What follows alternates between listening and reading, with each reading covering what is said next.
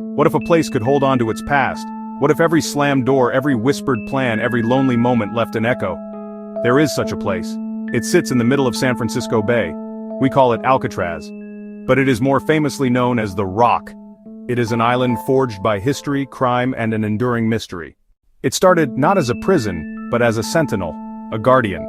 During the gold rush of the 1850s, it became a military fortress, its cannons pointed out towards the Golden Gate, protecting the promise of a new and prosperous city. Long before them, the Olón people lived on the nearby shores, looking out at this rugged island. They saw it as a place of spirits, a place to be avoided. The Spanish called it Isla de los Alcatraces, the Island of the Pelicans. The island's most famous chapter began in 1934. The United States government needed a new kind of prison.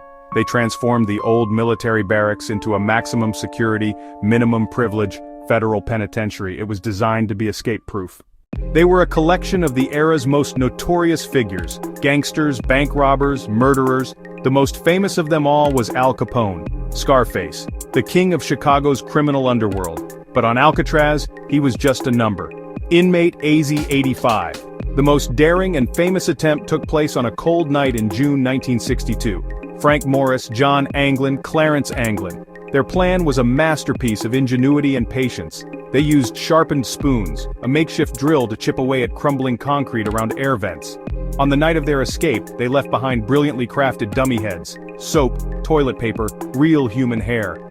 They slipped into the utility corridor behind their cells, climbed to the roof, slid down a drain pipe, and made their way to the water's edge.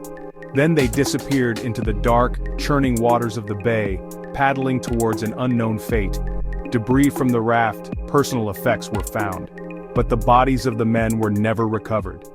Did they drown in the icy currents, or did they make it to shore and vanish into a new life?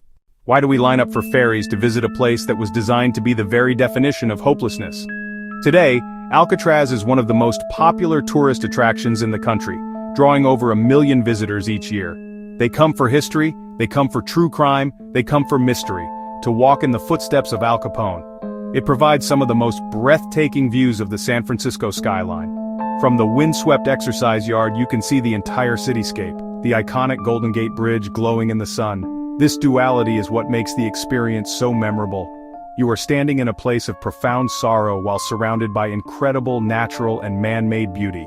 It forces you to reflect on the nature of freedom. The mystery of the 1962 escape transforms a simple historical tour into an adventure. It invites you to become a detective, to weigh the evidence. We go to the Rock to understand the limits of human endurance and to wonder, just for a moment, if escape is ever truly possible.